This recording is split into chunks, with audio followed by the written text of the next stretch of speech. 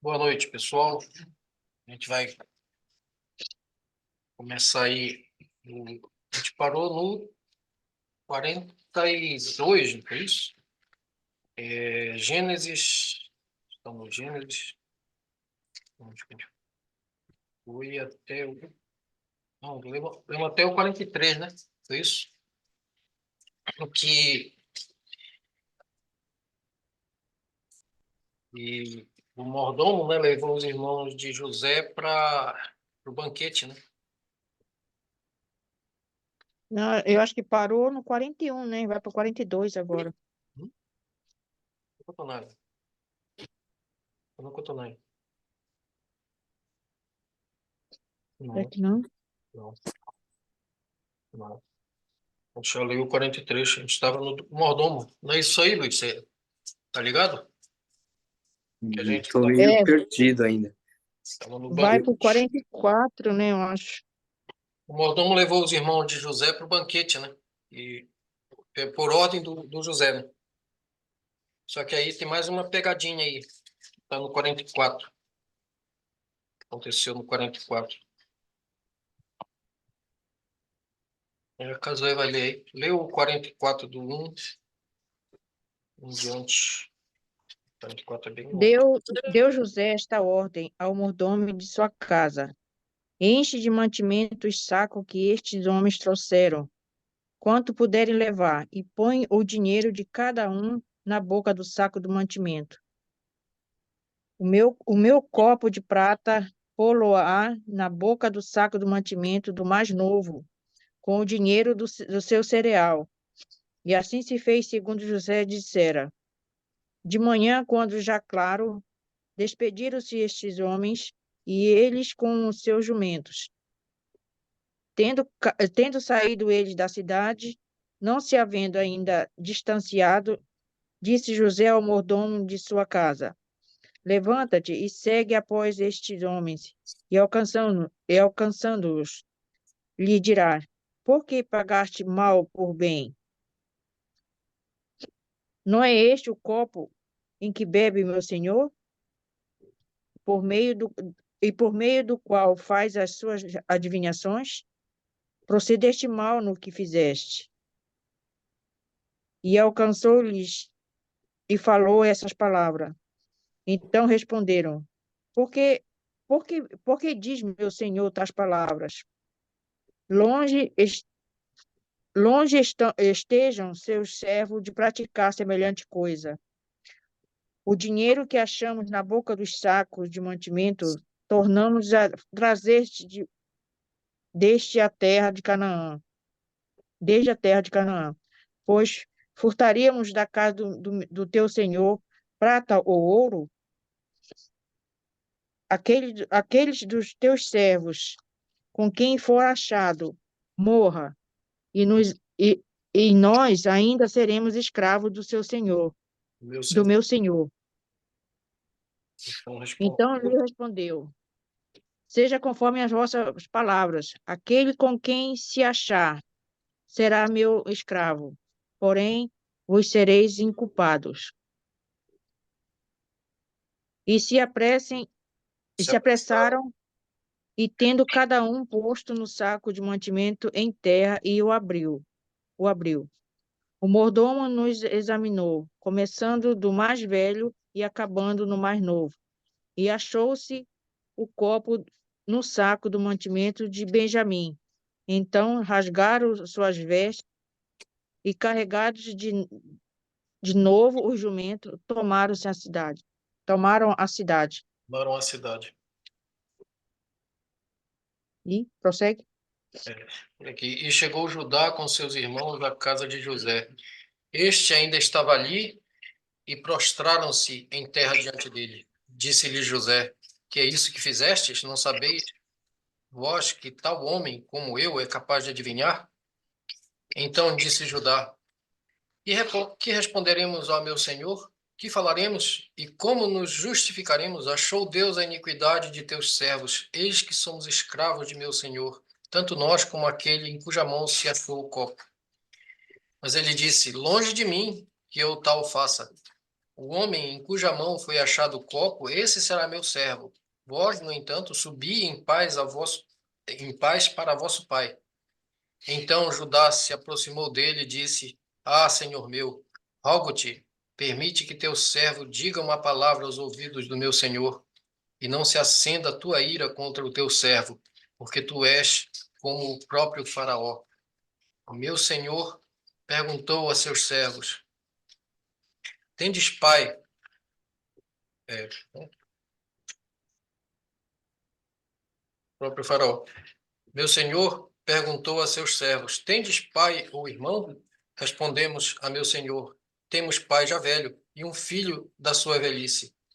O mais novo, cujo irmão é morto, e só ele ficou de sua mãe, e seu pai o ama. Então dissestes a teus servos: Trazei-mo para que ponha os olhos sobre ele. Respondemos ao meu senhor: O moço não pode deixar o pai.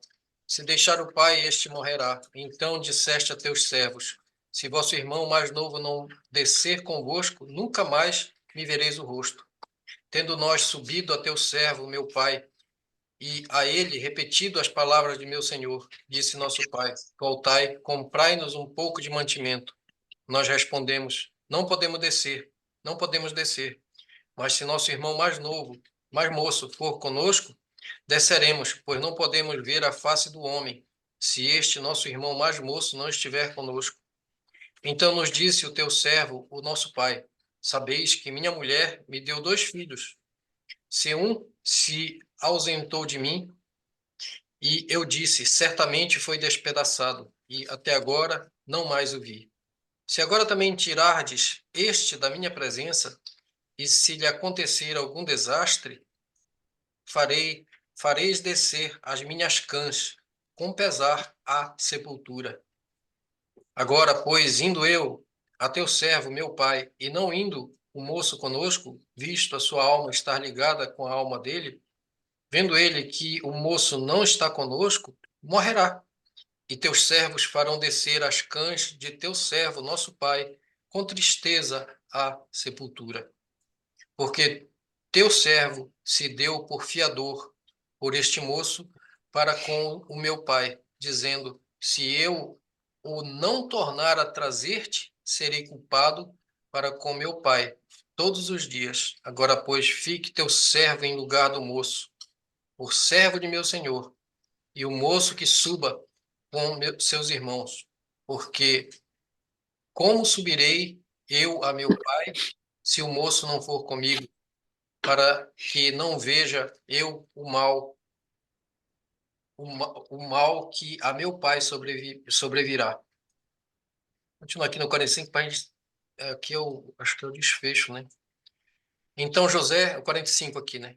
Então José, não se podendo conter diante de todos os que estavam com ele, bradou: Fazei sair todos da minha presença, e ninguém ficou com ele. Então José se deu a conhecer a seus irmãos e levantou a voz em choro, de maneira que os egípcios o ouviam, e também a casa de Faraó, e disse a seus irmãos: Eu sou José, vive ainda meu pai? E seus irmãos não lhe puderam responder, porque ficaram atemorizados perante ele. Disse José a seus irmãos: Agora chegai-vos a mim. E chegaram-se. Então disse: Eu sou José, vosso irmão, a quem vendestes para o Egito. Agora, pois, não vos entristeçais, nem vos irriteis contra vós mesmos, porque por me haverdes vendido para aqui. Porque para a conservação da vida, Deus me enviou adiante de vós, porque já houve 2 anos de fome na terra, e ainda restam 5 anos em que não haverá lavoura nem colheita. Deus me enviou adiante de vós para conservar a vossa sucessão na terra e para vos preservar a vida por um grande livramento. Assim, não fostes vós que me enviastes para cá, e sim Deus, que me pôs por pai de Faraó e senhor de toda a sua casa, e como governador em toda a terra do Egito. Apressai-vos, subi a meu pai, e dizei-lhe: Assim manda dizer teu filho José: Deus me pôs por governador em toda a terra do Egito. Desce a mim e não te demores. Habitarás na terra de Gósen, estarás perto de mim, tu, teus filhos e os filhos de teus filhos, e os teus rebanhos, e o teu gado e tudo quanto tens. Aí te sustentarei, porque ainda haverá 5 anos de fome, para que não te empobreças, tu e tua casa, e tudo o que tens. Eis que vedes por vós mesmos, e meu irmão Benjamim, vê também, que sou eu mesmo quem vos fala. Anunciai a meu pai toda a minha glória no Egito, e tudo o que tendes, visto. Apressai-vos e fazei descer meu, meu pai para aqui. E lançando-se ao pescoço de Benjamim, seu irmão, chorou, e abraçado com ele, chorou também Benjamim. José beijou a todos os seus irmãos. Acho que pulou um pouco, né? O 13. O quê? Não. Anunciai a meu Deu pai uma toda, puladazinha no 13, né? anunciai a meu pai toda a minha glória, o 13. Toda a minha glória no Egito e tudo o que tendes vistos, e tudo que tendes visto. Apressai-vos e fazei descer meu pai para aqui. E lançando-se ao pescoço de Benjamim, seu irmão, chorou, e abraçado com ele, chorou também Benjamim. José, esse Benjamim era o irmão caçula dele, né? Ele era o É, último e menor. José era o penúltimo, né? Eram os filhos da mesma mãe, né? Que já era falecida. Chorou também Benjamim. José beijou a todos os seus irmãos e chorou sobre eles. Depois seus irmãos falaram com ele. Fez-se ouvir na casa de Faraó esta notícia: são vindos os irmãos de José, e isto foi agradável a Faraó e a seus oficiais. Disse Faraó a José: dize a teus irmãos, fazei isto, carregai os vossos animais e parti, tornai a terra de Canaã, tomai o vosso pai e as vossas famílias e vinde para mim. Dar-vos-ei o melhor da terra do Egito, e comereis a fartura da terra. Ordena-lhes também: fazei isto, levai da terra do Egito carros para os vossos filhinhos e para as vossas mulheres. Trazei vosso pai e vinde. Não vos preocupeis com coisa alguma dos vossos haveres, porque o melhor de toda a terra do Egito será vosso. E os filhos de Israel fizeram assim. José lhes deu carros conforme o mandado de Faraó. Também lhes deu provisão para o caminho. A cada um de todos eles deu vestes festivais, mas a Benjamim deu 300 moedas de prata e 5 vestes festivais. Também enviou a seu pai 10 jumentos, carregados do melhor do Egito, e 10 jumentos carregados de cereais e pão, e provisão para seu pai, para o caminho. E despediu os seus irmãos. Ao partirem, disse-lhes: não contendais pelo caminho. Então subiram do Egito e vieram à terra de Canaã, a Jacó, seu pai. E lhe disseram: José ainda vive e é governador de toda a terra do Egito. Com isto, o coração lhe ficou como sem palpitar, porque não lhes deu crédito. Porém, não lhes deu crédito, né? Porém, havendo-lhe eles contado todas as palavras que José lhes falara, e vendo Jacó, seu pai, os carros que José enviara para levá-lo, reviveu-se-lhe o espírito, e disse Israel: basta, ainda vive meu filho José, irei e o verei antes que eu morra. Partiu, 46 agora, né? Partiu, pois, Israel com tudo o que possuía, e veio a Berseba e ofereceu sacrifícios ao Deus de Isaque, seu pai. Falou Deus a Israel em visões de noite e disse: Jacó, Jacó. Ele respondeu: eis-me aqui. Então disse: eu sou Deus, o Deus de teu pai. Não temas, descer ao Egito, porque lá eu farei de ti uma grande nação. Eu descerei contigo para o Egito e te farei tornar a subir certamente. Certamente. A mão de José fechará os teus olhos. Então se levantou Jacó de Berseba, e os filhos de Israel levaram Jacó, seu pai, e seus filhinhos, e suas mulheres, nos carros que Faraó enviara para o levar. Tomaram o seu gado e os bens que haviam adquirido na terra de Canaã, e vieram para o Egito, Jacó e toda a sua descendência, seus filhos e os filhos dos seus filhos, suas filhas e filhas de seus filhos, e toda a sua descendência levou-os consigo para o Egito. Aqui segue aqui são esses os nomes dos filhos de Israel. Jacó e seus filhos que vieram para o Egito, Ruben, o primogênito de Jacó, os filhos de Ruben, Enoque, Palu, Hezron. Aqui segue uma lista enorme de nomes. Eu vou dar uma pulada aqui. É o nome dos filhos e dos descendentes dos filhos, né? Esses nomes aqui, depois é interessante a gente estudar para ver que aqui, na verdade, passa muito da ascendência de Jesus, né, nesses nomes aqui. A gente vai pular aqui para ganhar tempo. Aí lá no 26, todos que vieram com 26, é. Jacó, os 46, 26, todos que vieram com Jacó para o Egito, que eram os seus descendentes, fora as mulheres dos filhos de Jacó, todos eram 66 pessoas. E os filhos de José, que lhe nasceram no Egito, eram dois. Todas as pessoas da casa de Jacó que vieram para o Egito foram 70. Jacó enviou Judá diante de si a José para que soubesse encaminhá-lo a Gósen. E chegaram à terra de Gósen, que acho que lê Gósen, né?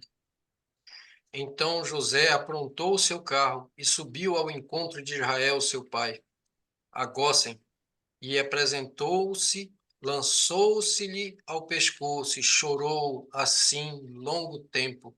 Disse Israel a José: já posso morrer, pois já vi o teu rosto e ainda vives.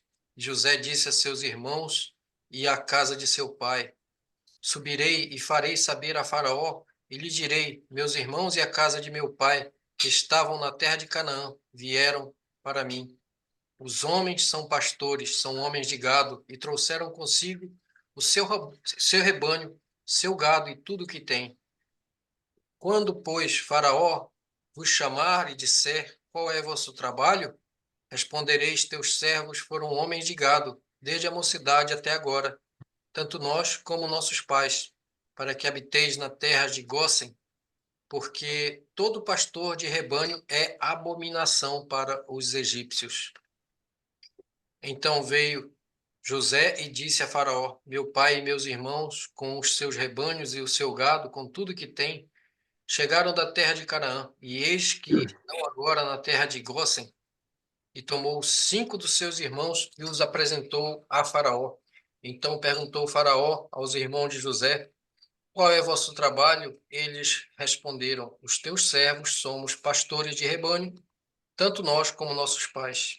Disseram, pois, Faraó: viemos para habitar nesta terra, porque não há pasto para o rebanho de teus servos, pois a fome é severa na terra de Canaã. Agora, pois, te rogamos, permitas que habitem os teus servos na terra de Gósen. Então disse Faraó a José: teu pai e teus irmãos vieram a ti, a terra do Egito está perante ti. No melhor da terra faze habitar teu pai e teus irmãos. Habitem na terra de Gósen, se sabes haver entre eles homens capazes, põe-nos por chefes do gado que me pertence. Trouxe José a Jacó, seu pai, e apresentou a Faraó, e Jacó abençoou a Faraó. Olha só, o pai de José deu bênção para Faraó, abençoou o Faraó. Quem abençoa está numa posição hierárquica superior, né? E perguntou o Faraó a Jacó: quantos são os dias dos anos da tua vida? Jacó lhe respondeu. Perguntou a idade, né? Os dias dos anos das minhas peregrinações são 130 anos. Poucos e maus foram os dias dos anos da minha vida, e não chegaram aos dias dos anos da vida de meus pais, nos dias das suas peregrinações. E tendo Jacó abençoado a Faraó, saiu de sua presença. Então José estabeleceu a seu pai e a seus irmãos e lhe deu possessão na terra do Egito, no melhor da terra, na terra de Ramsés, como Faraó ordenara. E José sustentou de pão a seu pai, a seus irmãos e a toda a casa de seu pai, segundo o número de seus filhos.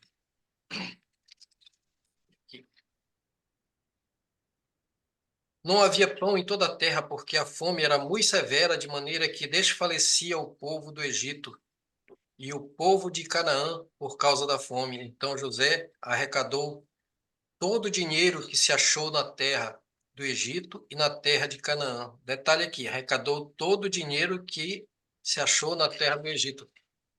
Isso aqui eu vou marcar aqui porque é interessante esse trecho aqui. Ele arrecadou todo o dinheiro, quer dizer, ele sugou toda a riqueza que havia naquela terra em troca de alimento. Ele tinha um produto raro que estava em falta. E com isso ele conseguiu atrair toda a riqueza do Egito e da terra de Canaã, que era o país vizinho, né? Pelo cereal que compravam, e recolheu a casa de Faraó. Tendo-se acabado, pois o dinheiro na terra do Egito e na terra de Canaã, foram todos os egípcios a José e disseram: dá-nos pão, porque haveremos de morrer em tua presença? Por quanto dinheiro nos falta? Respondeu José: se vos falta dinheiro, trazei o vosso gado, em troca do vosso gado eu vos suprirei. Então trouxeram o seu gado a José, e José lhes deu pão em troca de cavalos, de rebanhos, de gado, de jumentos, e os sustentou de pão aquele ano em troca de seu gado. Findo aquele ano, foram a José no ano próximo e lhe disseram: não ocultaremos, meu senhor, que se acabou totalmente o dinheiro.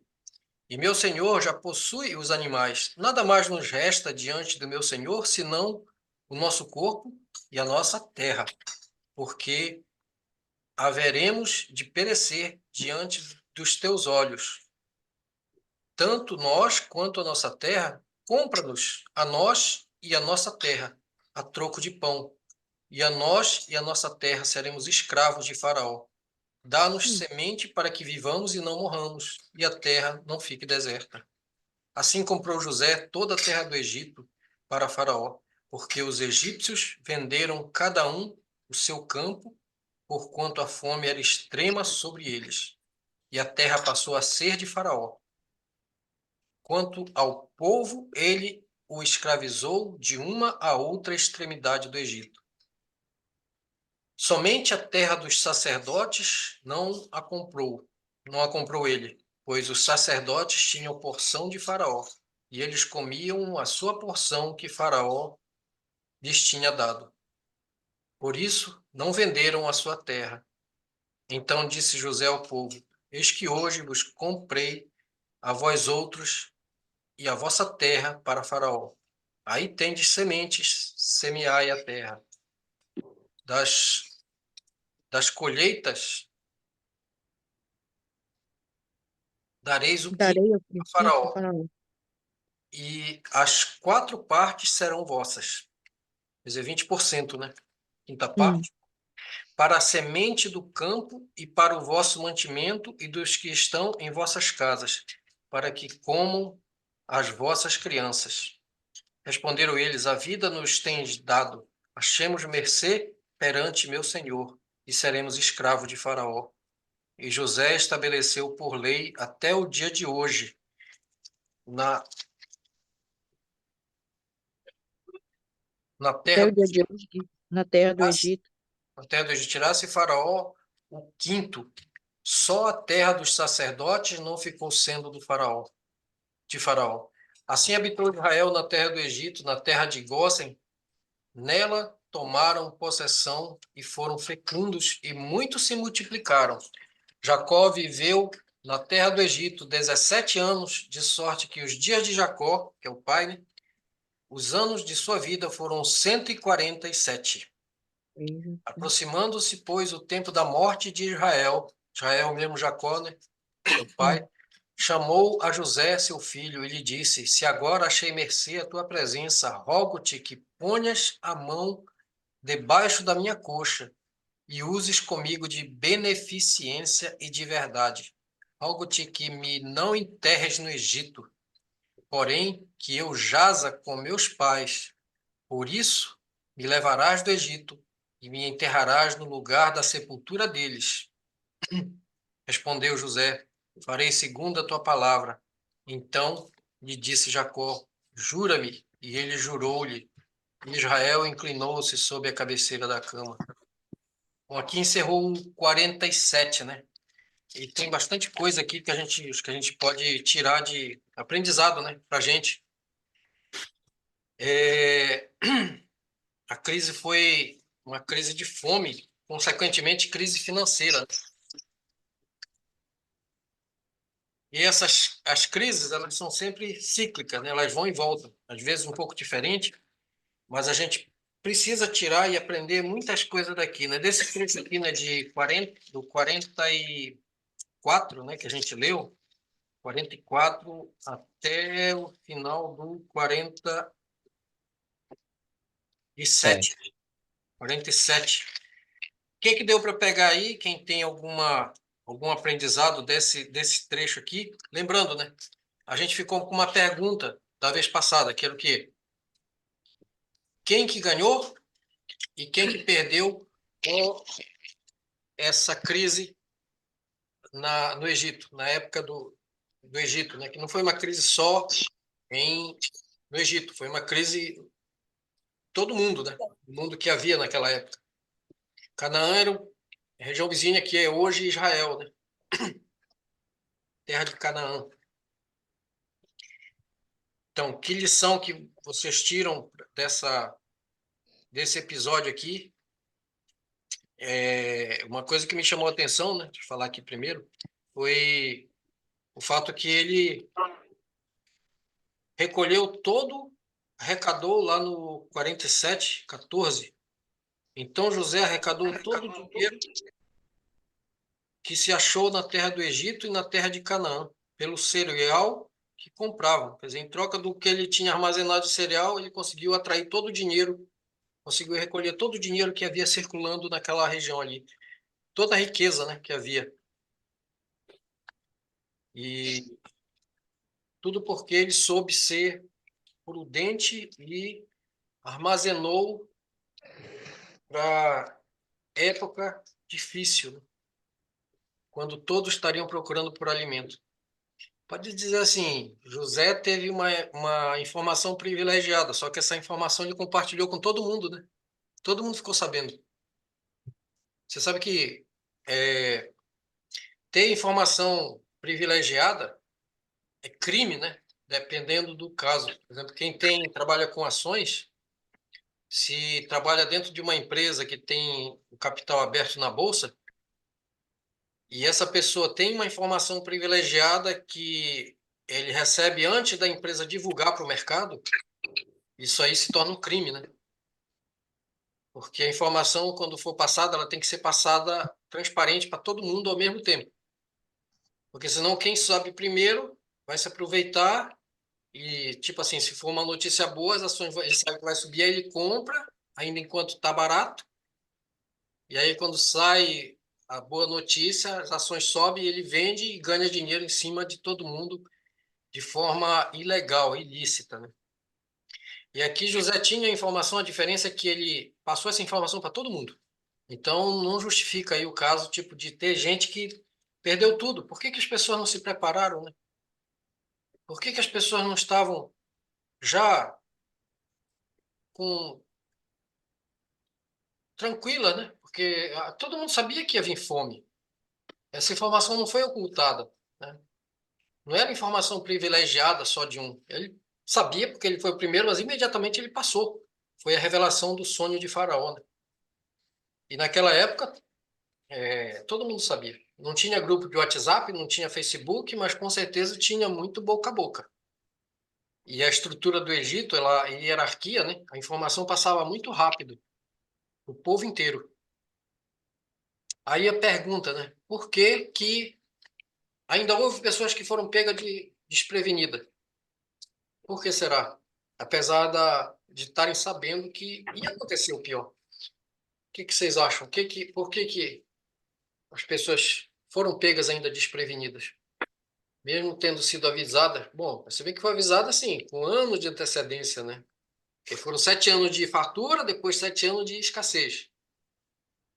Eu acho que 7 anos de fartura, muita riqueza tal, e às vezes a bonança faz a gente esquecer o aviso que foi dado lá no início, né? Que, cuidado, vai vir tempo ruim, já está previsto isso aí.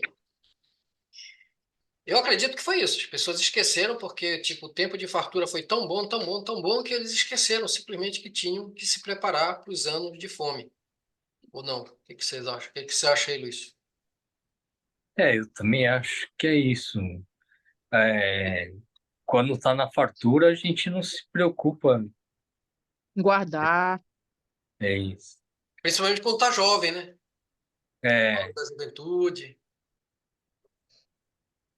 Ah, não, a gente vai ser jovem para sempre. Pensa no que essa juventude passa muito rápido, né? é, Ainda mais se for uma juventude com fartura, com riqueza. Ixi, ah, não, isso é coisa lá da velhice, a gente se preocupa lá na frente. Não se preocupa nem em economizar, que tem muito, né?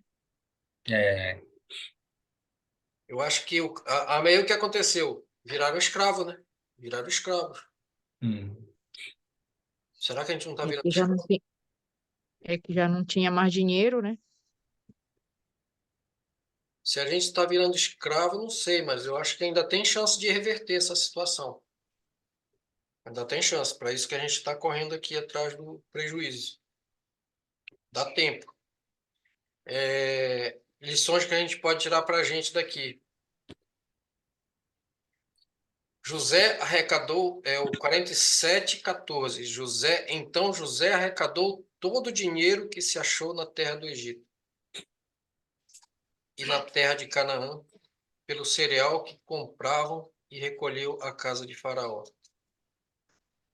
Eu acho que como ele recolheu dinheiro, e hoje em dia não adianta muito recolher dinheiro, né? Porque o dinheiro perde valor muito rápido.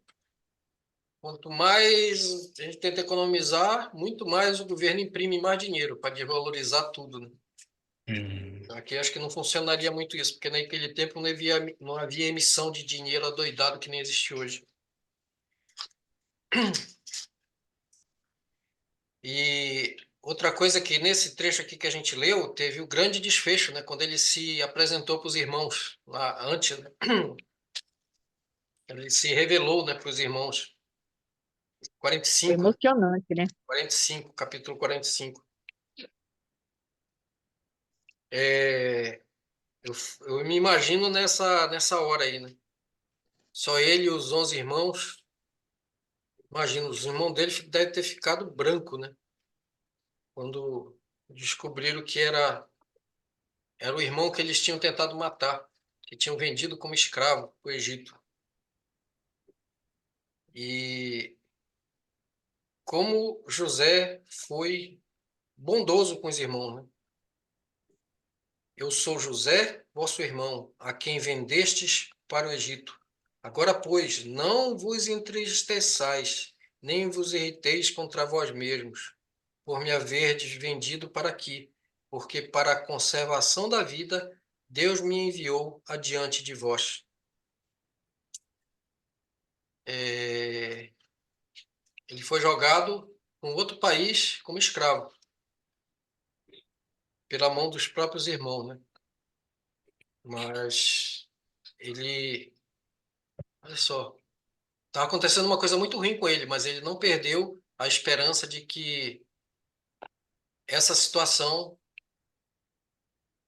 era plano de Deus, não só para a vida dele, né? Mas para abençoar muitas pessoas.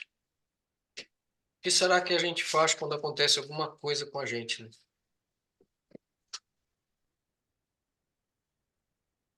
Ele tinha certeza que ele não estava abandonado.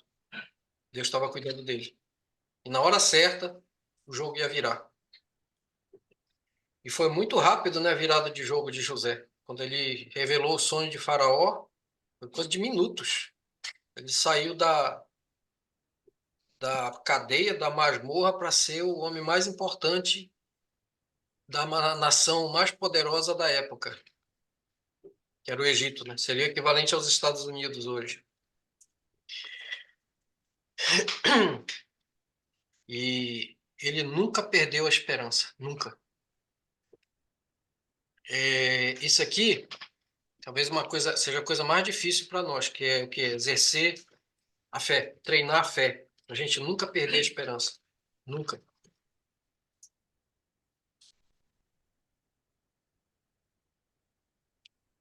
Tem mais alguma aprendizado aqui que eles tiraram? Lançando seu pescoço. Também o faraó, a credibilidade que deu ao José, né? Deu para comer o melhor da terra, habitar no que havia de melhor no Egito.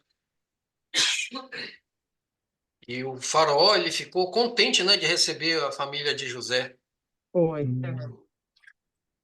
porque o faraó estava muito satisfeito com a atuação de José, né? Bom, José estava fazendo o faraó ficar cada vez mais rico e poderoso, né?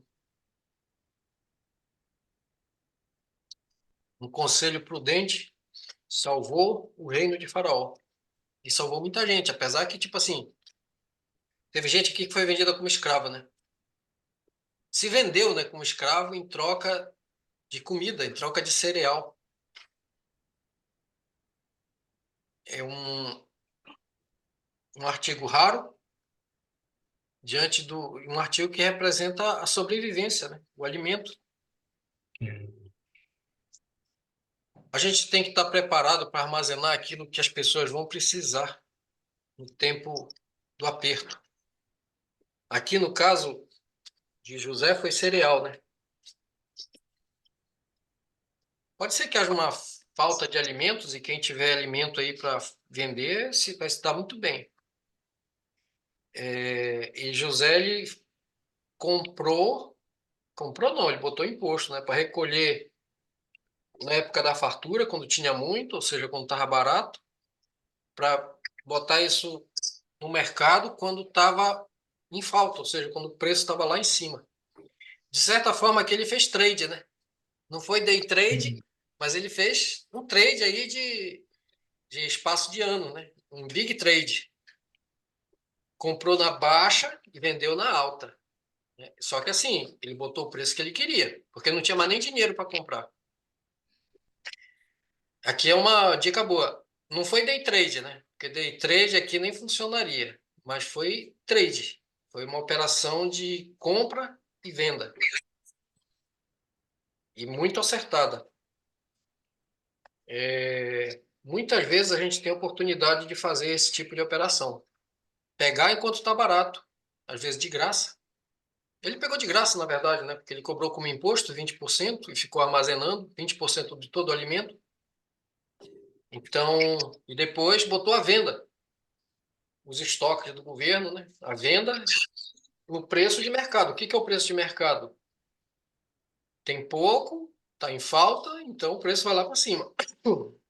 Fez o preço de mercado, não tem mais dinheiro para comprar, se vende como escravo. Você vai trabalhar até morrer, você e teus filhos, para comprar o alimento, para poder ter o alimento que você precisa para sobreviver.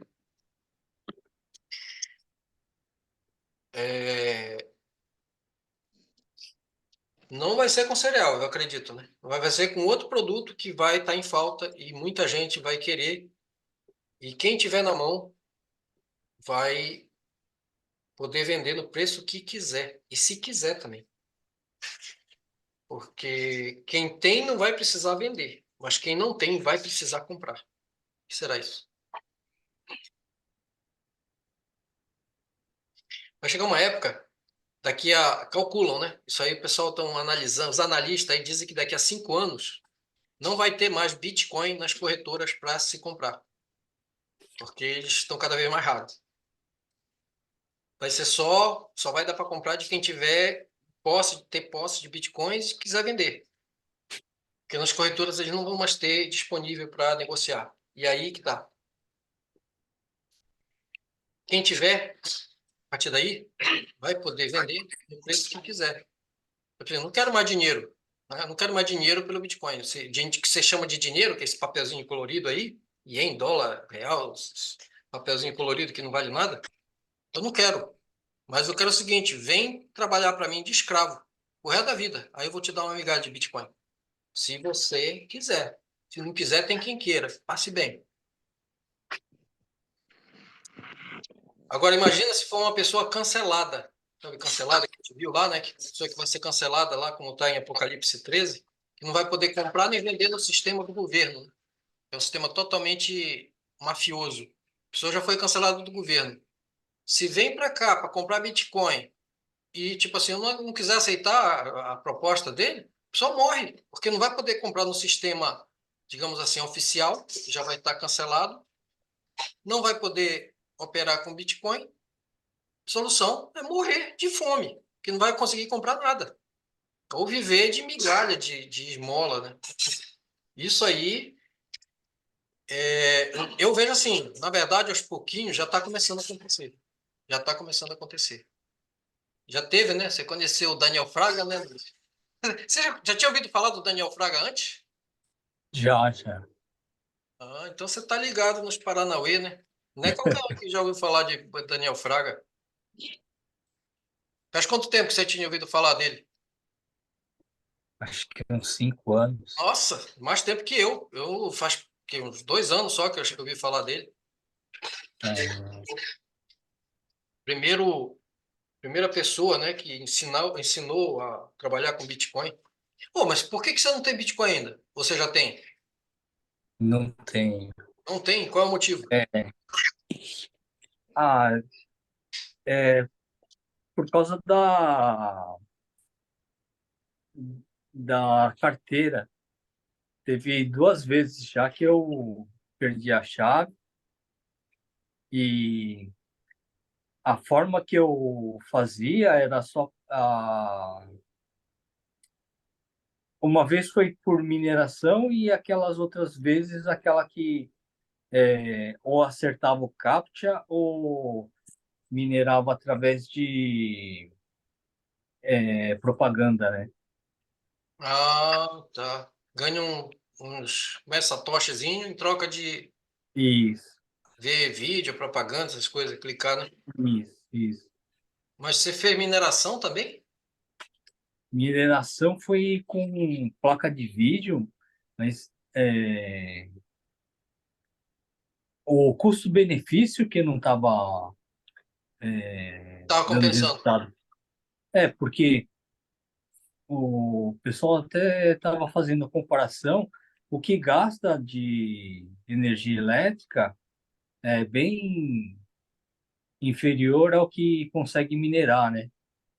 Porque a mineração, quem acerta primeiro a criptografia vai recebendo a, o equivalente Hum, na mineração. hum, Aí, como a memória do computador era baixa, era poucas vezes que conseguia fazer a criptografia, então deixava o computador ligado direto, mas hum. era, acho que era quase a mesma coisa que recebia quando fazia o acerto do CAPTCHA, né? Hum. Quer dizer, então você já chegou a ter alguma fração de Bitcoin, né? Já, já. Você minerava Bitcoin, não era outra criptomoeda. Era Bitcoin. Caraca, então você conhecia já. Isso tem quantos anos? Acho que tem uns 7. Você é A doido. primeira vez que eu Era para estar comecei a rico. Vê, Botar era podre de rico. 2013, né? Hoje era para Bitcoin, estar trabalhando para ser de escravo. Mas é, ué. Porque porque a merreca daquela época, hoje, é fortuna. Você concorda? porque tava 750 mil o Bitcoin, Põe. Então não estava tão ainda eu caro. achava que era caro. Não, o Bitcoin, ele sempre está caro. Ele nunca está barato. Ele sempre está caro. A verdade é essa, né? Nunca está barato. Porque você olha um pouquinho para trás, puxa, subiu, né? É sempre assim. Você olha um pouco para trás, É, está sempre caro. Nunca está barato. Nunca vai estar barato. Na verdade, ele vai estar sempre cada vez mais caro. chegou a 6, 8 milhões, aí começou a Então, baixar. só que, tipo, hoje tá praticamente 10 vezes isso aí, né? É, Na verdade, você não pegou a fase boa ainda, né? Quer dizer, foi boa, lógico, comparado com hoje em dia, né? é, Só que um pouquinho antes o bicho estava lá embaixo mesmo. hum, Você já pegou aquela primeira onda, né, de subida. foi. Você já pegou na subida, né? Ele não estava baixo, né? É. E tem um brasileiro lá na, como é que fala? Que ele tem uma mineradora Hum, e é onde está tendo guerra lá com a Rússia lá. a Ucrânia? Acho que você tinha me É. falado, né? Ele era funcionário aí da Honda, morava em Mi Hum, e montou uma mineradora grande lá. hum, Falou que o custo da energia elétrica lá era mais em conta, né? hum, E já era considerado bilionário, né? hum. É que assim, eu vejo assim, né? Hoje é a mesma coisa. Se você for ver o custo da energia que se gasta para minerar e o que dá de rendimento, por melhor que seja o equipamento, lucro quase não dá. Praticamente não dá. É sempre assim. Só que o que eu vejo é assim, a gente tem que minerar hoje, mas olhando o preço daqui tipo a 2 anos, daqui a 3 anos, 5 anos, 10 anos. Por quê? Nesse período de tempo, cara, vai multiplicar isso aí. Tá entendendo? Que hoje ele está valendo 6 milhões e pouco, bicho, eu não tenho dúvida, esse ien, né? Iens, Uhum. ele vai passar de 100 milhões, é certeza, em 5 anos ele está mais de 100 milhões. Só que a gente gastou a energia de hoje para minerar uma coisa que daqui a 5 anos vai custar 10 vezes, mais 100 vezes, mas pode chegar a 100 vezes, até mais de 100 vezes, já fiz o cálculo. O Bitcoin ele pode explodir assim como nunca aconteceu antes. Na medida que o governo ele está aumentando a base monetária, gerando dinheiro infinito, a tendência é o Bitcoin explodir. Não. Né? Então a gente minera hoje pagando isso tanto de energia, só que o preço, na verdade, que a gente tem que focar é lá na frente. Ou seja, a gente tem que minerar e segurar esses bitcoins, porque lá na frente vai dar o retorno. Aí é que vem a grande pergunta. Eu estou rezando, ensinando o padre a rezar. Eu pensava que você nunca tinha mexido com isso. Você está mais para me ensinar do que eu te ensinar. Porque eu não minerei, a gente não está minerando ainda. Nem Ah, com placa de vídeo. Nem que não dá mais para minerar, né, praticamente. O equipamento para minerar hoje está em torno de 1 milhão de ienes, 1.400.000. Tem equipamento de 3 milhões. hum, Então, melhor retorno. Né? Então, aí, é, se a gente minerar pensando no dinheiro, no valor de hoje, no lucro de hoje, não compensa. Aí me pergunta aí, qual que é a diferença então? Por que que eu não compro Bitcoin direto em vez de ficar minerando? Você tem ideia por que que, no meu ponto de vista, compensa mais minerar, mesmo que seja para trocar figurinha ou até para perder um pouquinho, do que comprar o Bitcoin em si? Você tem ideia? não. Vou te falar. Eu estava pensando nisso hoje. Por exemplo, a gente minera Bitcoin, pá, vai direto para a conta lá do Bitcoin, certo? Não passa pelo Certo. dinheiro, pelo sistema financeiro daqui, Uhum. do mundo de mentira, né? Não passa, ninguém fica sabendo, certo? Vai direto para blockchain. Já está um registro lá, né? Na mempool que a gente tem aquele estampo lá de fração de Bitcoin, referente à mineração, né? Vai para o endereço, vai para a chave pública, né? Do Bitcoin. Esse é o endereço de e-mail, né? Tipo um endereço de e-mail, assim. Não passa pelo sistema monetário que a gente usa aqui, que é obrigatório, pelo IEM, por exemplo. Né? Isso quer dizer o quê? O governo não fica sabendo. Se a gente compra o Bitcoin nas corretoras, o governo fica sabendo. Né? Se comprar daquelas corretoras que não precisa se identificar, sem o KYC, né?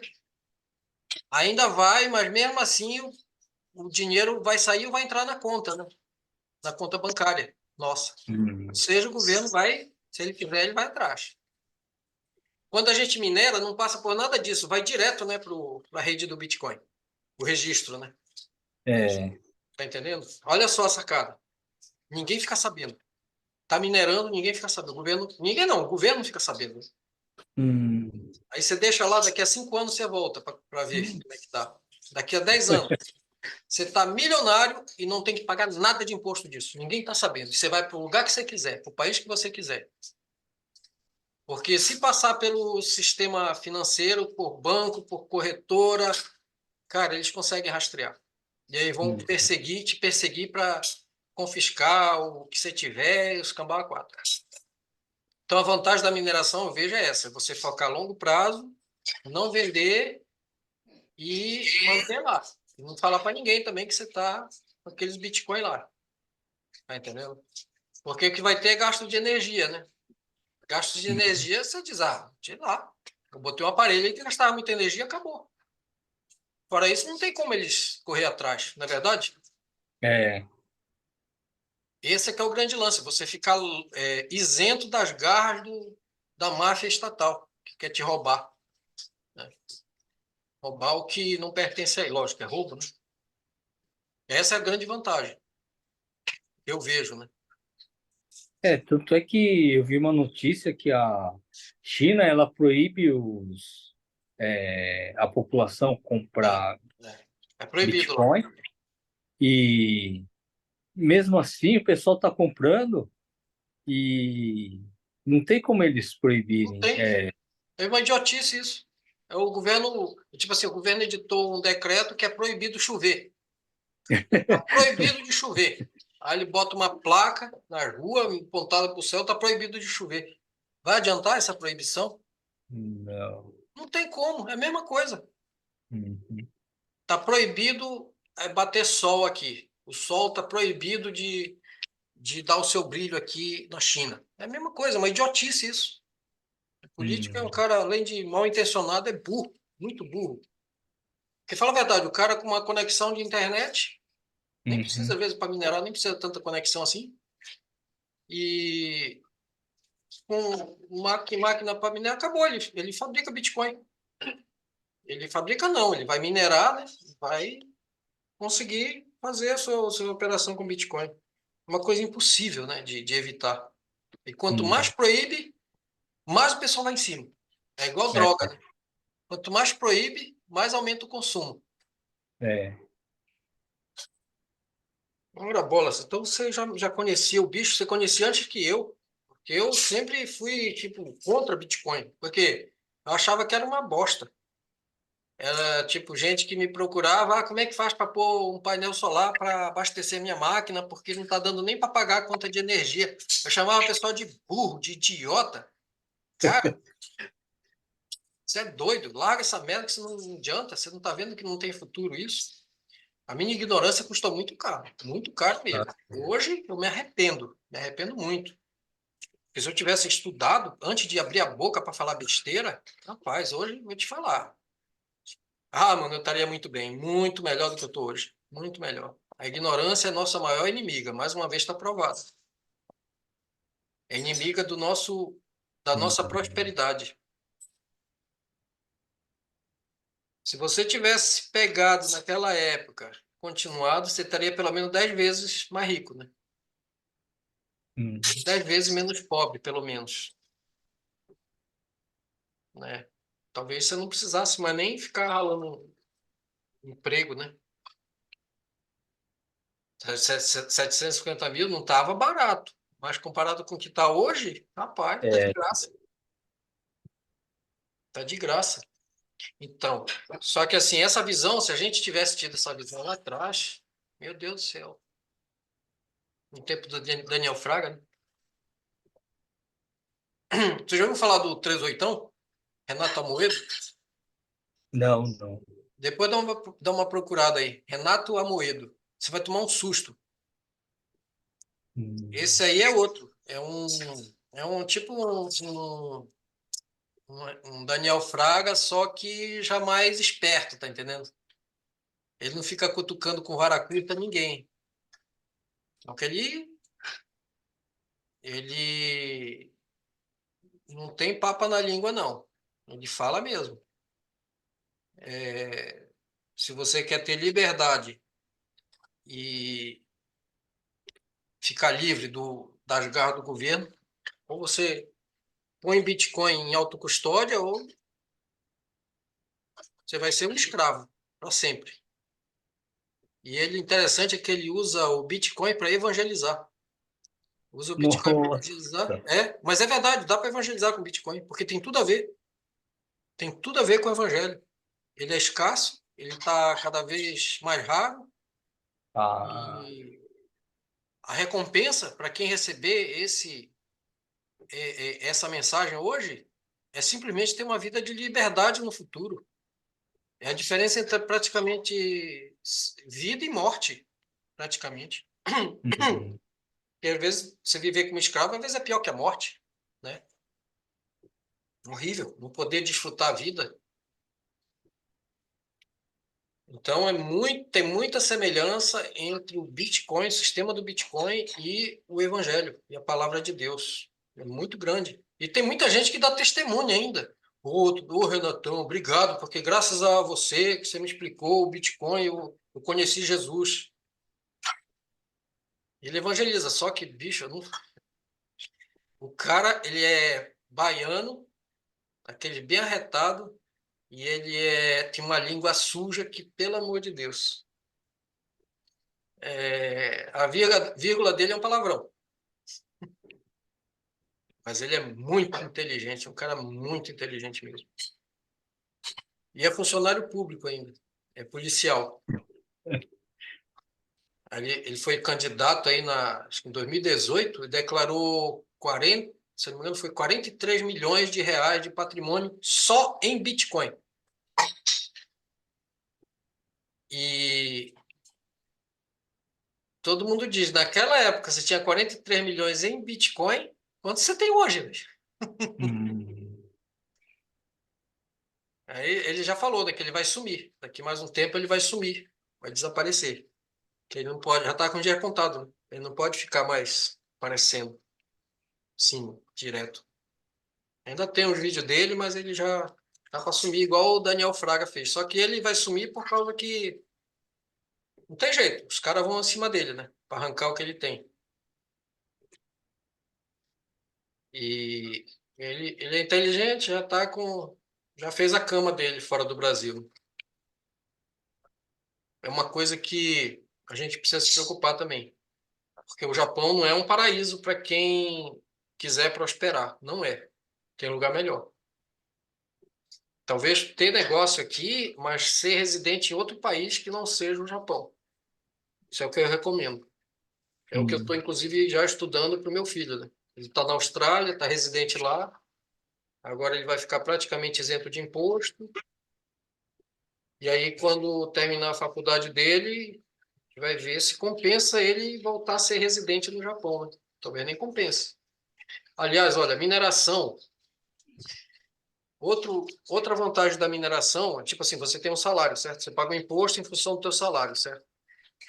Você sabia que se você fizer mineração legalmente, mineração, sabe, você registra como, tipo, eu vou ser um empreendedor minerando Bitcoin. Aqui no Japão dá para fazer isso, pelo menos ainda dá, né?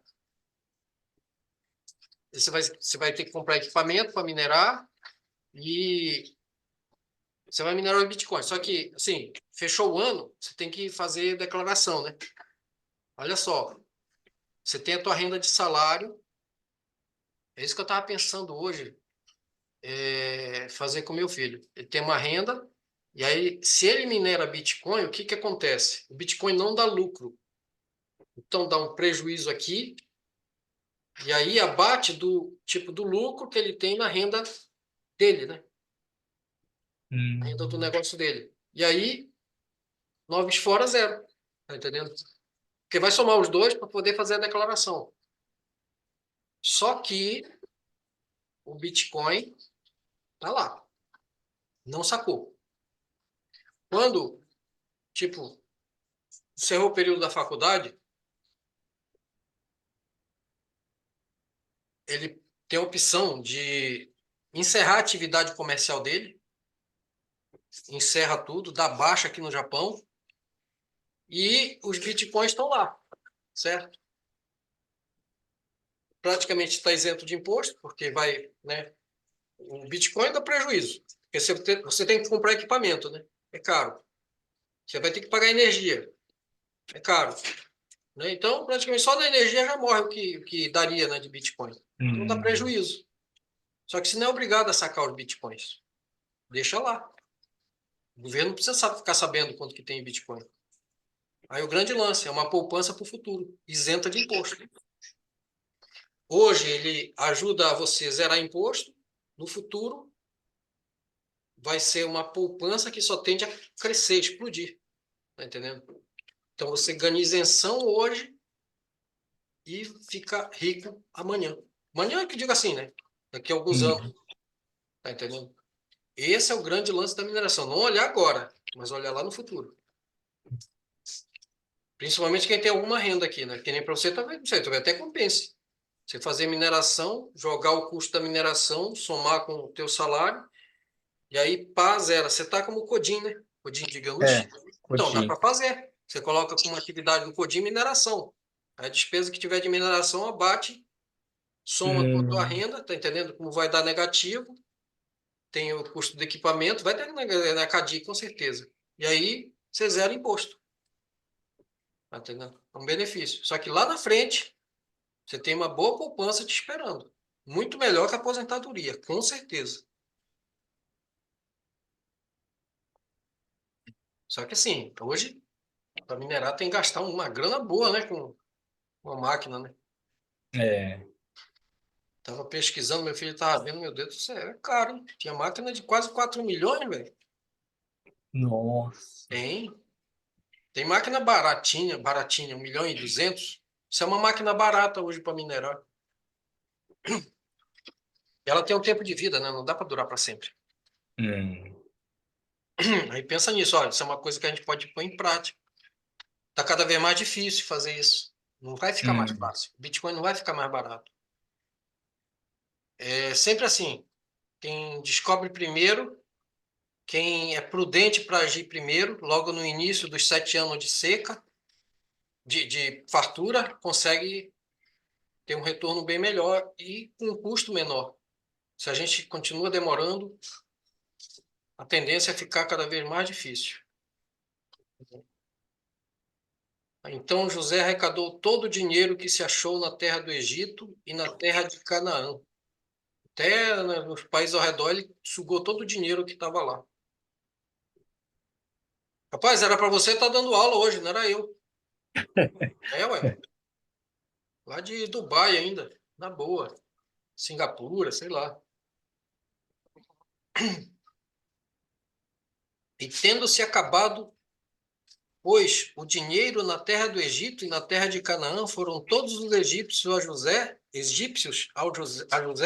e disseram: dá-nos pão, porque haveremos de morrer na tua presença? Tá vendo? Prudência e visão. Visão. Mas eu tenho certeza, quem estudou o Bitcoin, logo foi a fundo para saber os fundamentos, entendeu. Entendeu. Você já tinha conhecimento, né, do que era o Bitcoin? É, Os fundamentos? aham. que ele é limitado, né? Não pode ter E mais de 21 milhões, que ele é tipo uma moeda mundial, um ativo mundial. Então, a única maneira de fazer aparecer mais Bitcoin é por mineração, mesmo assim está diminuindo a cada 4 anos. Você já sabia disso, né? já. Halving, né? Vai ter agora, mês que vem, né? Não, daqui a 2 meses, né? Halving, a Copa do Mundo do Bitcoin, cada 4 anos. Ah, isso aí eu não sei. Vai completar os 210 mil blocos, né? E acho que abril, se eu não me engano. E aí vai cair pela metade a remuneração de quem faz mineração. Você tá ligado, né, nisso aí? Cada 210 mil blocos cai pela metade. Ah, isso aí eu não É o sei. halving. Aí, tipo, desestimula quem faz mineração. Aí, tipo, fica menos pessoas, menos mineradores, e aí, em função disso, os poucos que ficam acabam ganhando mais, e aí volta de novo o ciclo, né? Ah, como Hum, tá ganhando mais, então aí começa a vir gente, aí volta de novo até cair pela metade de novo. Então, acho assim, uma lição importante, né, que a gente tira daqui, uma das lições, é a gente entender o que está acontecendo e ser diligente para agir, não perder tempo. É, se for para pensar no futuro, se, tipo assim, for no presente imediato, eu acho que o que a gente tem que fazer é alguma atividade de, de atividade comercial que gere uma renda rápida, um resultado rápido, ainda que seja pequeno. Não seja hum, aquele negócio que você aplica para ficar anos e anos, para esperar lá na frente, né? Porque isso aí dá desânimo, né? Pouco que seja, mas dê um resultado rápido. Porque isso aí gera energia, gera vontade, ânimo para repetir a operação. E é isso que eu tenho procurado oferecer aqui, né? Para quem está aqui com a gente, para quem está perto aqui. E no caso seria um negócio próprio, né? Mas ter um negócio próprio bem feito, não mal feito. Negócio hum, próprio mal feito é melhor nem fazer nada. Negócio próprio mal feito que eu digo é aquele negócio em que a gente fica preso nele. Isso aí é um negócio mal feito. Tudo tem que ser feito para andar sozinho. No início a gente constrói a estrutura, mas aí tem que estar enxergando para ele andar sozinho. Se não der para andar sozinho, abandona. Não compensa. Né? E focar em coisa que dá resultado rápido e não precise a gente ficar em cima. Ontem, para você ter uma ideia, eu recebi um telefonema. Eu vendo food truck. A gente constrói, fabrica food trucks e vende. Aí ontem eu recebi um telefonema. Eu praticamente eu não vou atrás de cliente. Aí recebi um telefonema que um food truck mais caro que a gente tem agora foi vendido. É um sistema de leilão online, né? Não é o SS, é um leilão online. Da Asnet, eu não sei se você já ouviu falar. não, não. É igual o sistema que tem de leilão, só que ele é só internet. Não tem o Kaidiona, não tem o local, né? O parque de carro. Hum, E aí a gente bota lá, é só para quem é lojista, para quem tem o Kobutsu, né? Tem a licença de para negociar carro. hum, E aí os associados veem, fechado, né, esse site, e aí quem se interessa manda a oferta de compra. E aí ele faz a cobrança, vem pegar o carro e acabou. Não dá trabalho nenhum. Nenhum. Não hum, precisa nem tirar da loja o carro. Quer dizer, a loja não, que agora a loja é só um parque, né, de guardar os food trucks que estão esperando ser vendidos. Um sistema que funciona automaticamente sem a gente precisar estar presente. É a única coisa que compensa realmente fazer como negócio próprio. Aí tem, por exemplo, agora um projeto que eu estou focado, que é colocar os food trucks na rua para vender, né? Vender mesmo esse produto. Uhum. Só que para isso tem que ter equipe, tem que ter gente. Mas isso, uma vez executado, não vai precisar eu estar presente, né? Uhum. Funcionar sozinho.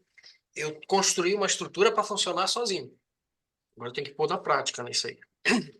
É isso que a gente tem que dedicar. Inclusive, se você tiver a fim de investir, dá para fazer essa operação sem precisar ficar preso nela, né? Isso aí, eu criei uma estrutura que dá para fazer isso. Eu vou. Já era para eu ter feito isso, né? Eu vou colocar em vídeo explicando, tipo, uma proposta de investimento, sendo que praticamente não precisa fazer investimento. Mas durante, acho que 1 mês, 2 meses, vai ter que estar presente, né? Uhum. Para fazer o negócio girar, aí depois que ele está girando, aí você pode sair. E ele continua girando e continua rendendo dividendo para você. Tá entendendo? Esse que é o objetivo. Gerar uma fonte de renda para quem só tem, por exemplo, salário, por exemplo. Fazer com que a pessoa tenha a oportunidade de ter um caminhão de food truck vendendo na rua e possa se ausentar dele. Tá entendendo? E ganhar dividendo em função disso. Estou abrindo essa oportunidade, né? É lógico que é uma proposta comercial, tem que dar retorno financeiro, né? Mas eu estou focando mais no royalties, né? Ah, tá. Necessariamente na venda do carro, né? Porque é um tipo de leasing que está tudo incluso no royalties, na taxa de royalties, né? Aí a gente tira o custo do carro, mais o custo operacional e mais o lucro, tudo numa taxa só, taxa de leasing, de royalties, né? Para que o outro Luiz entrou agora. Para facilitar, né? Para quem quiser ter um negócio próprio nesse ramo. Tá entendendo? Teve mais alguma lição aí que deu para tirar desse trecho aqui? Que agora a gente leu até o 47 inteiro, né? A gente leu até o 47, 7 inteiro, é. que foi é, Jacó, José, porém que eu jaza com meus pais, por isso me levarás do Egito e me enterrarás no lugar da sepultura deles. Respondeu-lhe José: farei segundo a tua palavra. Então disse Jacó: jura-me. E ele jurou-lhe, e Israel se inclinou sobre a cabeceira da cama. Aqui José, o Jacó, né, o pai de José, já estava perto de morrer, né? Então a gente leu até aqui.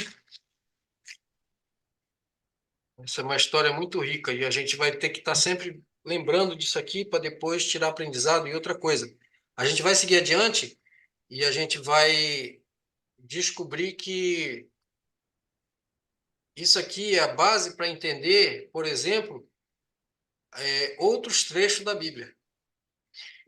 Principalmente o livro seguinte aqui. O livro seguinte ao Gênesis é Êxodo, né? Muito importante para a gente entender. Desse jeito, surgiu uma nação chamada Israel, que foi o pai, que o nome dele era Jacó, depois mudou para Israel, e ele virou o nome do país que existe até, quer dizer, né, que existe até hoje. Israel foi fundado em 1948, né? Foi refundado. E aí, moço, estão ouvindo? Tô. Então, e aí, Apareceu a careca. se tu souber, clica na tela, vai aparecer uma figura da câmera, e você pode mudar o fundo aí, o fundo que você quiser. Na tela e tem uma figurinha de uma câmera, uma câmera de vídeo. Aí você clica nessa figura da câmera de vídeo, vai aparecer a opção de fundo. Mas tá tudo em inglês, eu não entendo nada. Ah, vai clicando até onde acerta. Não, é só no desenho. Aí, já pronto, já apagou o fundo, tá vendo? Ficou fosco. Hum. Ficou melhor assim. Você pode mudar também para qualquer coisa. Tem foto, tem imagem. É que eu tô aprendendo a mexer esse negócio. Aí no inglês eu vou pelo rumo, eu vou apertando as coisas. Não sei nem como eu Não, consegui. mas tem opção para colocar em chinês, se tu tiver dificuldade. Não sei nem como eu consegui, como é que diz assim, baixar esse Zoom aqui no notebook. Eu Hum. fui tudo pelo rumo. Então, aí tu começou a fazer essas lives justamente quando eu comecei a fazer Zangueu. Até 2 semanas atrás eu estava sem editei direto, agora estou fazendo Zangueu direto. Não, não, você tem que fazer. Não pode ficar recusando, né? Ah, nunca. Muito pelo contrário, eu fico chorando lá por causa do Zangueu. Hum. Eu estou querendo ampliar a tela aqui, eu não estou conseguindo. Mas tá bom. Mas a gente está te vendo bem. Meu Diogo, aqui tá para te ver bem. Então, para entender esse trecho aqui, a gente está lendo Gênesis, a gente terminou agora o 47, né? Porque esse trecho aqui é importante para a gente entender o que vai acontecer lá no Êxodo. Entender por que como que o povo de Israel, o povo hebreu, foi parar lá no Egito como escravo. Ficaram 400 anos lá, eles chegaram com tapete vermelho, o faraó deu o melhor do Egito para eles. Por causa do José, né? José, então, é o que a gente está. Nós lemos, eu e a Denise nós lemos esse capítulo 47. Até uma parte do 48. Então, a gente vai entrar no 48 na próxima vez. Porque aí a gente vai entender como que esse pessoal foi parar lá no Egito, né, e viraram escravos. E por que que eles viraram escravos, né? Tá bom? Então, tem mais algum aprendizado aí que alguém quer falar? De que aprendeu nesse trecho aqui foi do 44 em diante, né, que a gente leu. Não, que depois do 47 também a gente não leu bem, não. Então, a gente vai pegar o 48 na próxima pegada, porque aqui teve o desfecho quando ele se apresentou para os irmãos, né? Ele se revelou para os irmãos e ele se abraçou com os irmãos, se abraçou com o irmão caçula dele, com Benjamim, né? Benjamim. E é uma coisa espetacular. Ele teve o melhor para a família dele no Egito. A passagem de José é antes de Moisés, Naomi. Antes, antes, É, antes. é, é justamente os ossos do José que Moisés faz questão de levar, não é isso? Isso, exatamente. Porque ele pediu aqui, né? Aqui a gente estava lendo no final do 47, né?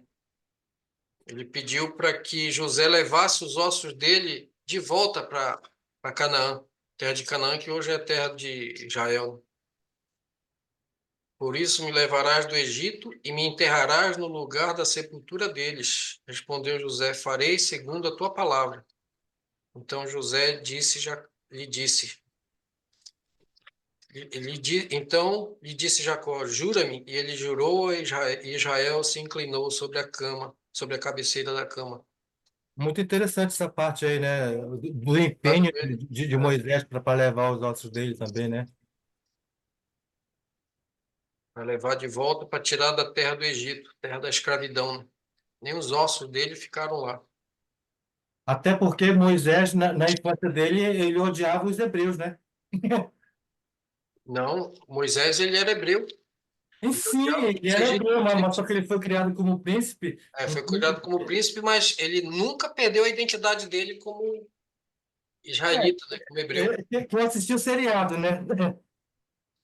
Ele matou um egípcio, inclusive, né? Sim, Um sim, sim, egípcio que sim. estava maltratando um hebreu, né? Um irmão dele, né? De raça. Ele fugiu, né? Então aí ele fugiu. Fugiu porque descobriram, né? Ele pensava que ninguém tinha visto. E aí matar um egípcio naquela época não escapava, não. É que nem nós aqui brasileiros matar um japonês. Se um japonês mata um brasileiro, dá nada. Ainda mais se for um brasileiro pobre, aí não dá nada, não. Mas se for um brasileiro matar um japonês, aí, vixe, aí já era. A gente te dá uma risadinha assim, meio sem graça, mas Mas é a não, realidade mesmo. quando você é minoria, não tem jeito, né? Mas é de minoria que Deus gosta.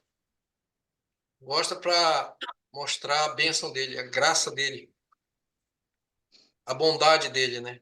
Com os desfavorecidos, com as minorias. Infelizmente, eu não faço parte da minoria, eu faço parte da maioria pobre. Não, mas assim, da minoria, a gente é parte da minoria aqui, porque a gente é estrangeiro, né? Um Sim, país que sim, não é o sim. nosso, nesse sentido, né? Agora, infelizmente, sim, a maioria de nós é pobre, né? A maioria é pobre por opção própria, né? Na verdade, infelizmente. É.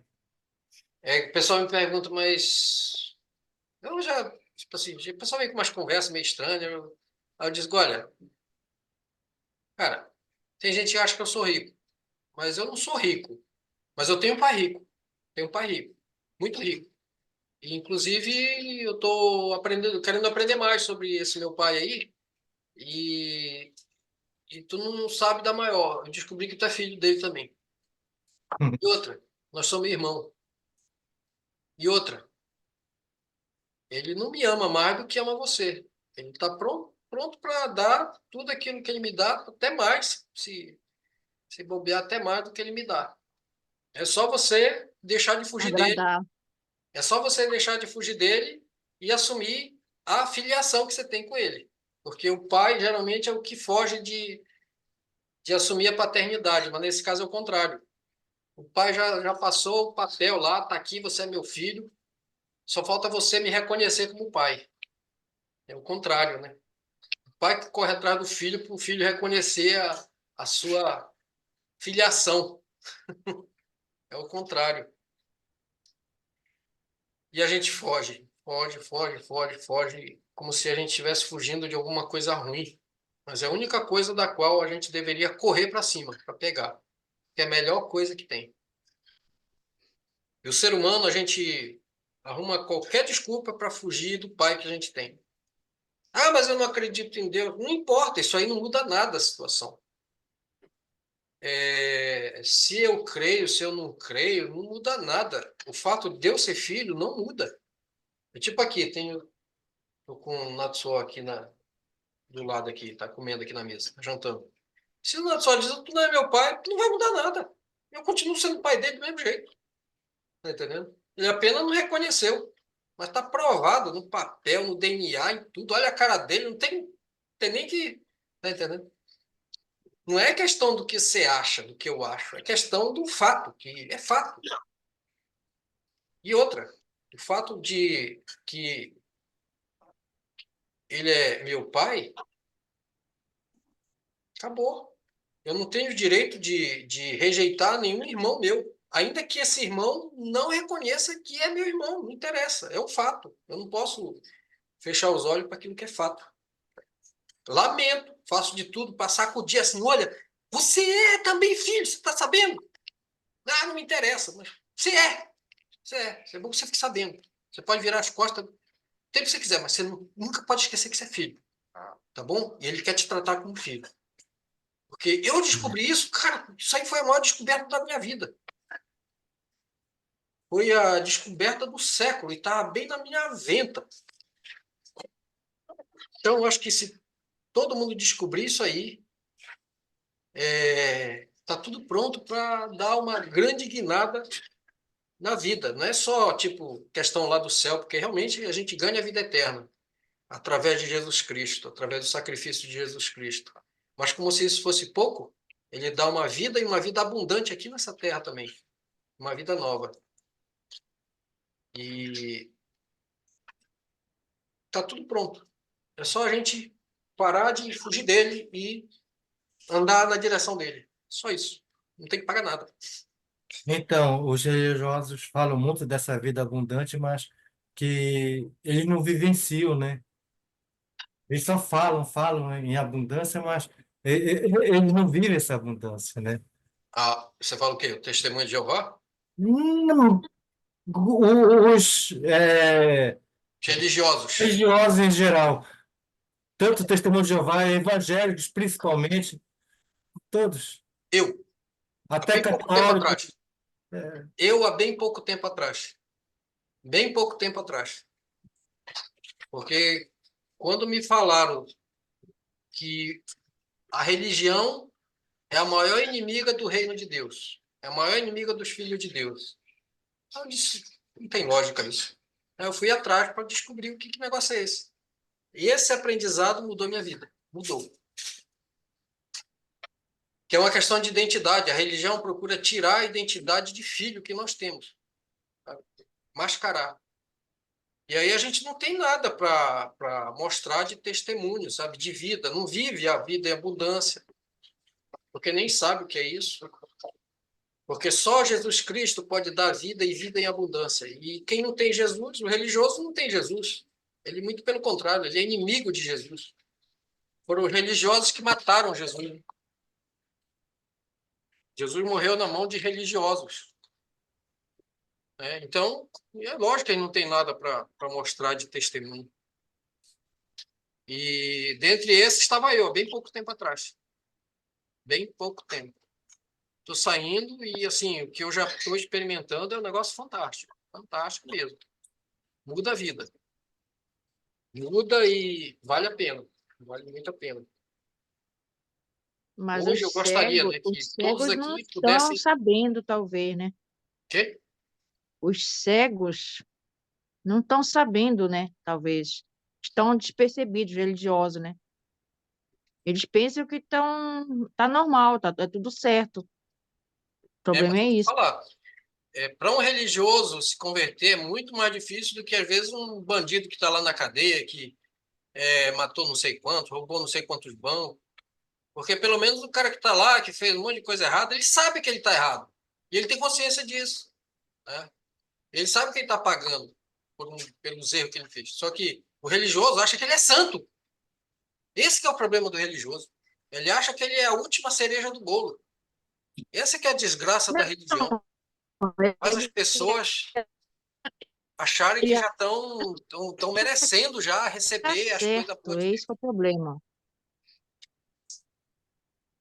Então, é isso que a religião tem de ruim. E a religião por si só, toda religião, ela é diabólica. Porque só o nome dela já diz. Religare. A religião quer religar o ser humano com Deus. E isso só Jesus Cristo pode fazer. A única maneira de ligar o ser humano com Deus é através da cruz de Jesus Cristo. E a religião quer fazer essa ligação sem passar pela cruz, sem passar por Jesus. Essa que é a grande desgraça da religião. É diabólica. Toda religião é diabólica, incluindo aí até o cristianismo, tá? Jesus não criou o cristianismo. Jesus, para começar, nem cristão ele é judeu. Né? Se for falar de religião, da religião de Jesus, ele é judeu. Jesus não é evangélico. Jesus é judeu. De ascendência pura judaica. Né? Descendente da linhagem de Davi, do rei Davi, né? até porque o protestantismo já veio surgir depois, né? Que são os evangélicos, né? São os protestantes, né? Já foi depois, né? Na verdade, a igreja protestante nasceu dentro da igreja católica, né? Isso. O Lutero era um monge Lutero. católico. É um monge católico, né? Que se rebelou contra a igreja católica, contra os absurdos, né, da igreja católica. E aí foram 90 teses de Martim Lutero, né? Que deram início aí a tal da reforma protestante. Eu assisti o filme do Martin Lutero, muito bom o filme, muito bacana. Eu não cheguei a assistir, não. Como é o nome do filme? É Martin Lutero, né? Martim Lutero. Hum. Na época que eu estava lá em Coçai, da igreja lá do Ah, Jorge lá, tinha ah, essas fitas lá. Eu sempre alugava um monte. uhum. Todo sábado eu ia lá, pegava uns 5, 10, às vezes até 10, no mínimo 5 eu pegava. E era pago, mas tipo, valia a pena, né? Hum. Na época que não tinha internet, né? Não tinha nem DVD ainda. Era só essas fitas VHS. Bons tempos. Tu é antigo aqui, hein? Cara, o tempo bom, hein? Eita, verdade. Aí, ó, o que a gente estava falando é que o principal é as perguntas. E a pergunta aqui para esse trecho era quem ganhou e quem perdeu nessa crise do Egito lá da época de José, né? E por que que perderam e por que que alguns ganharam? Aí a gente teve uma surpresa aqui, né? Os prudentes, lógico, ganharam. Quem que foi prudente? Primeiro foi Faraó, porque ouviu o conselho de José e colocou José como administrador de todo o Egito. Quem que perdeu? Foram os imprudentes, aqueles que sabiam que vinha a crise e não se cuidaram, né? Não se prepararam, não fizeram reserva, não foram diligentes. Aí eu estava falando com o Luiz que ele mexe com Bitcoin há tem quantos anos? 5 anos? Ah, 2013, 11. Ô, louco, não, mas aí não, mas aí naquela época não estava 750, só se estava 750 ienes, não 750 mil, né? Eu acho que estava quase um por um no real. 750 mil. Não, não estava, de jeito nenhum. 2013, 2012, não estava não. Não chegava nem R$ 10 um Bitcoin. Não, o Bitcoin estava a preço de banana, velho, você é doido. Se foi 2013, 2012, você não pode mais vir aqui. Eu vou te matar. Isso quer dizer Não, que merece já morrer. deve ter uns 300 Bitcoins já aí. E para maio, 1.300 não era nada naquela época. Com 10 mil ienes você fazia a feira e hoje, vixe, era o brasileiro mais rico do Japão. Seria, né? Se em 2013 você estava mexendo com isso, você é doido, cara. Você tá de sacanagem com a minha cara.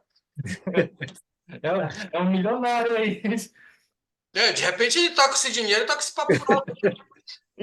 A gente sequestra ele, faz tipo assim, amarra aqui um sargento em cada orelha, fica puxando para um lado para o outro até ele soltar as É palavras-chave. um milionário e não é nem real, é em dólar mesmo. Não, nada, é Milionário em Bitcoin, que é a dólar. moeda mais preciosa do mundo. Mas vamos arrancar isso dele. Parece aí. Parece aí. E aí, se você desaparecer, né, acontece, né? Normal, né? Como assim? Cara, você fez o que com esse Bitcoin que você pegou? Tipo, trocou e. Ficou tudo na carteira, né? E a tua carteira você perdeu a chave. É. Caraca. Ô, louco! Ah, Deus, não acredito.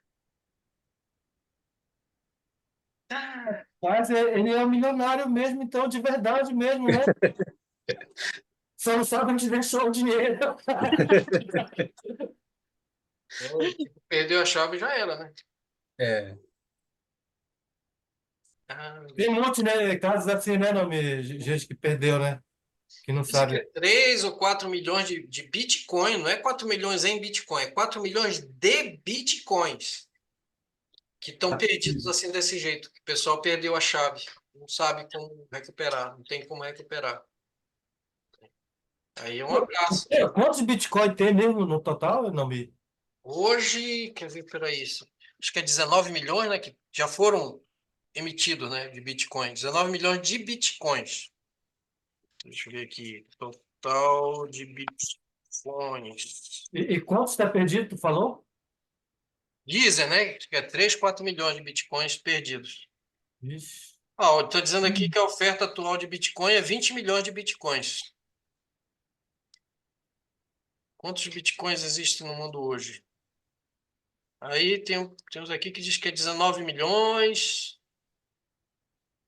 no mercado. Arredondando é 20 mesmo, né? Só que disso aí você tem uns 4 milhões que estão perdidos. E desses 4 milhões, metade é do Lula.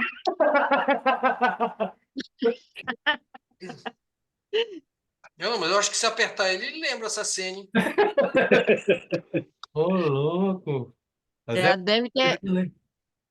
Se ele não lembrar caído o também, não cabelo vai aí. fazer falta. Espreme ele até se não sair a senha. Um Bitcoin já é muita coisa, imagine. É, Nossa, cara. E o que acontece, né, com esses casos aí, por exemplo, o Bitcoin que o pessoal perde não tem mais acesso. É, fica tipo uma doação para os outros que possuem Bitcoin, né? Porque vai fazer com que fique mais escasso e automaticamente mais valorizado, né, Bitcoin. Então, tipo assim, é uma doação que você dá para todas as pessoas que têm Bitcoin. Uma doação igualitária, né? Aí tem muita gente que ainda diz que Bitcoin é só golpe, né? É pura. Humanitária e involuntária. Hum, tá bom, pessoal? A gente vai ficar por aqui. A gente volta aí na sexta-feira com o 48 em diante. 48 em diante. E, É, tchau. sexta-feira eu vou ver se eu entro mais cedo. E a gente está sempre nas 20 horas, né?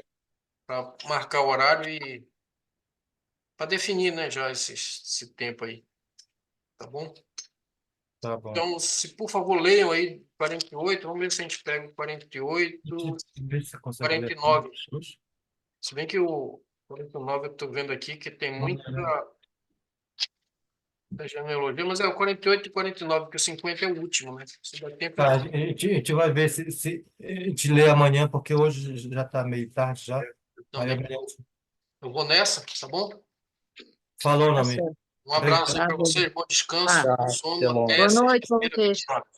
Tá. Tá bom, Xará. Obrigado. Vê se lembra da seca, cara.